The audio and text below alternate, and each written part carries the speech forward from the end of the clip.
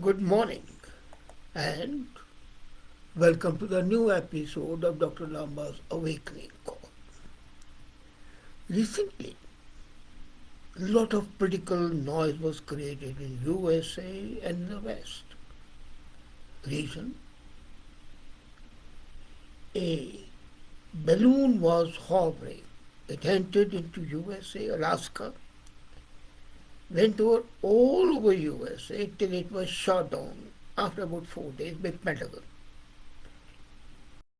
And the spy balloon. When I read the news and when I heard the commentaries, I was shocked. Shocked at the stupidity and ignorance of these commentators saying that this is the first time it has happened. It is not the first time. And nor is it the last time it has happened. The balloons have been used for spying purposes since the French Revolution. And that's why I wrote today the short history of spy balloons from French Revolutionary Wars till date. But anyway, after Second World War, it has been used again. It was used in the First World War, as you can read in that article today. But this detection of the Chinese spy balloon hovering over USA and especially over military installations raise serious questions. Now, and balloons are not the only thing Chinese are using exceptionally for the spying purposes. They are also using ships for espionage. We saw that one ship was docked in Sri Lanka for the same purpose, and India was quite perturbed. It also objected to Sri Lanka not to permit it, but it was done. The Chinese espionage balloons are a special danger to India, as not as much to USA. Let's be very clear. The possibility of war with USA is there, as the USA commander has written in one of the memos, which has been leaked out to the media, that in 2025 the war would be there.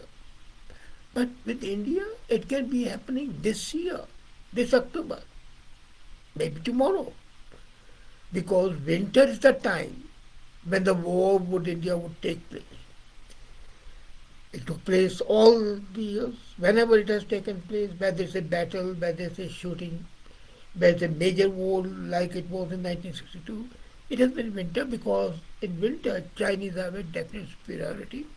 They are on a much higher level ground and they are better acclimatized. But India is now building a lot of infrastructure, so that but the possibility of war you cannot rule out.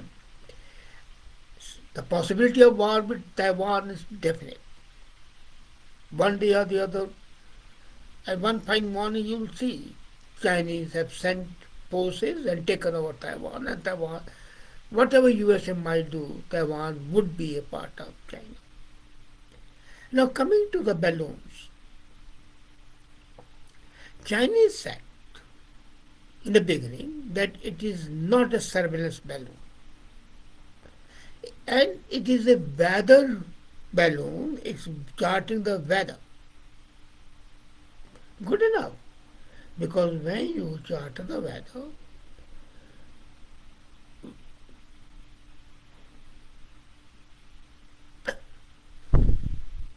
then you are able to share it globally. China has not done so. And then, when it was destroyed, the balloon was destroyed, I mean, China's response was quite angry, saying that USA would pay for it. Now, if it was just a weather balloon, China should not have been that angry.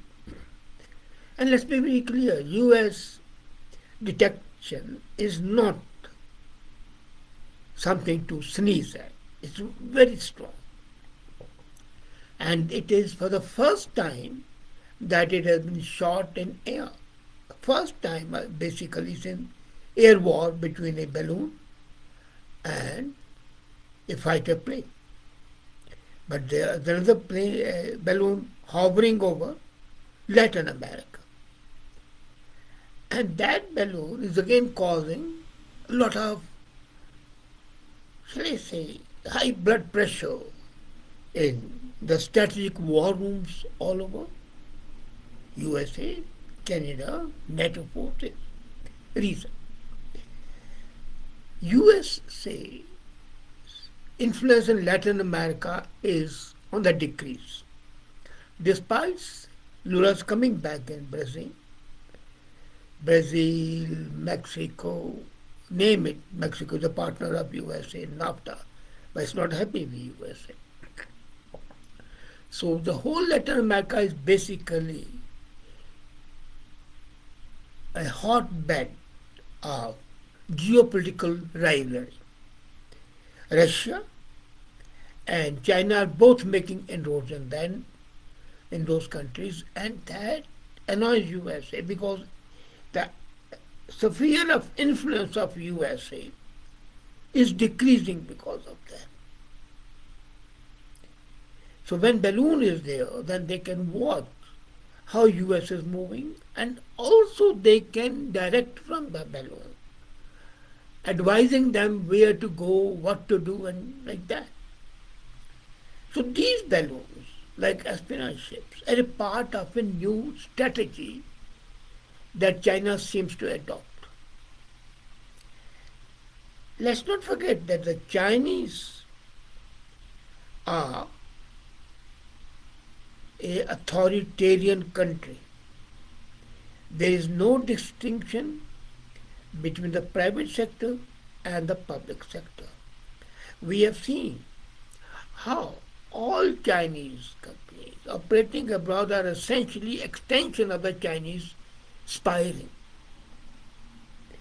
They have set up so-called educational institutions all over the world, including India. Possibly you may not be aware that these institutes are called Confucius Institutes, Institute for Teaching Confucian Philosophy. But the main purpose is they are spy centers. There are about 16 spy centers in USA, 3 or 4 in Canada, and at least 1 to my knowledge in India. But then there's quite a possibility because they give money like anything. Now when that happens,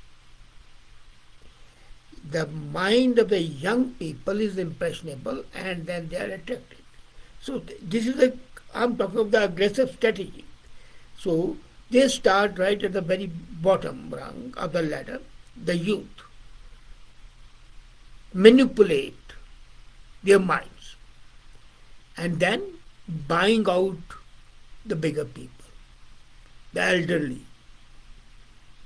Money is no concentration. So then comes police stations. Can you believe? China has police stations all over the world. In Toronto, they have a police station.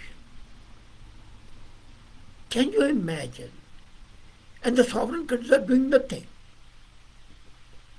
Those police stations are basically meant for diaspora. The Chinese diaspora are living there, so they can manipulate them, use them as the tools, as their agents, and in case they don't refuse to work for them, then they are threatened that, look here, your families back home would suffer. Sometimes they even might kidnap and punish them. That's quite possible. But we cannot deny that this shooting of this balloon has definitely strained superpower relations.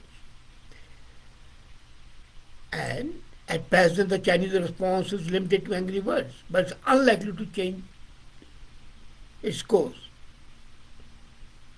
And the course might be changed when it invades Taiwan. It will make one excuse to do both the jobs. Now, coming to the strategy, balloons are a new strategy because balloons would be sent. It's very difficult to destroy balloons, let me tell you very frankly, because they're constantly hovering. And USA also had to plan a lot to destroy it. You can't destroy it on your own land because the fallout might be dangerous to the civilian population. So USA waited till the balloon got to the ocean. I was talking to some people in Pentagon 3 days back, couple of days back, rather Sunday, yes, Sunday I was talking to them. And they were telling me that if they destroy, it's easy to destroy it.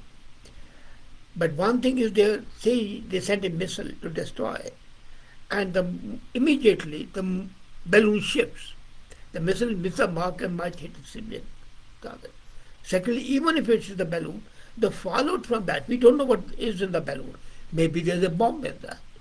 Maybe there's a nuclear weapon in that. So the radiation spread is there. Or maybe there's a germ, biological weapon in that. So destruction of a balloon has a dangerous implication. So that's why the US Air Force waited patiently till the balloon was over the sea. And then they shot it down. And now they're trying to recover it.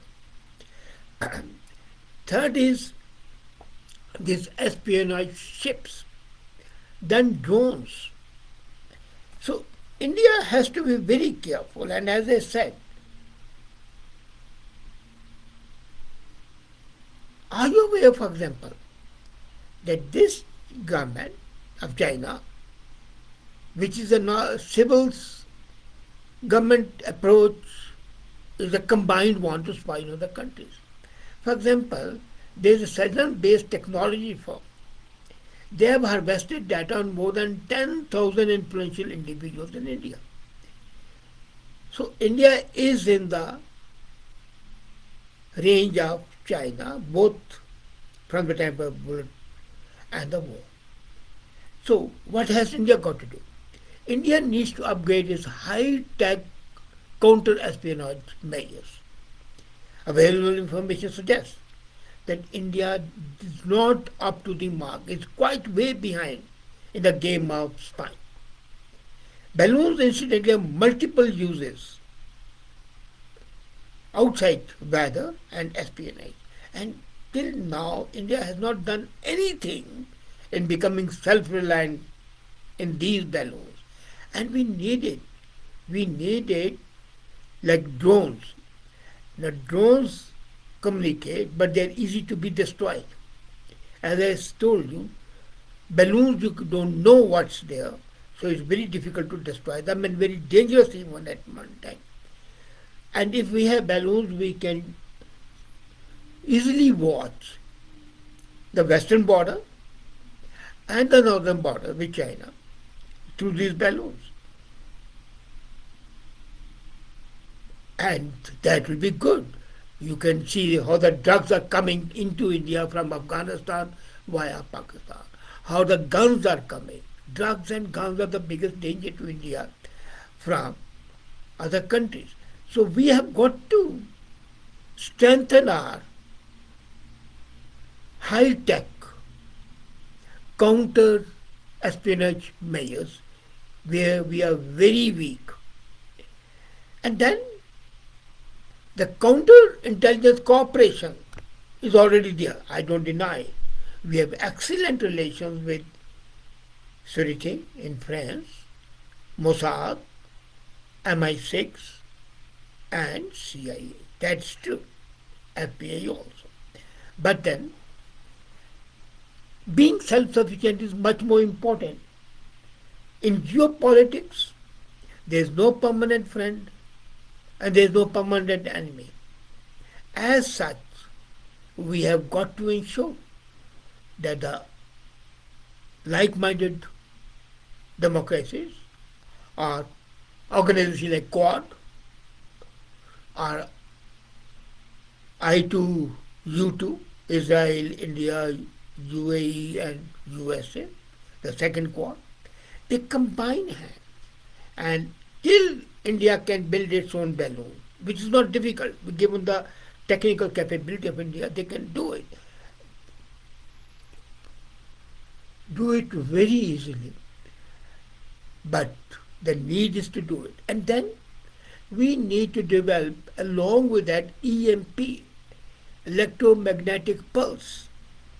I know DRDO is working on that, but the speed needs to be increased. It's too slow a speed. We are going at snail's speed. We actually have to be leaders. Instead of follow the leader, we should develop so much that others try to follow us. But these spy balloons are a definite danger to India, as they're a danger to the other opponents. But let's be concerned with India. Canada is in danger, but then it has got NORAD, courtesy USA, to protect it. We do not have that cover. And we need to protect ourselves, and the sooner we do it in India, the better it would be. Thank you.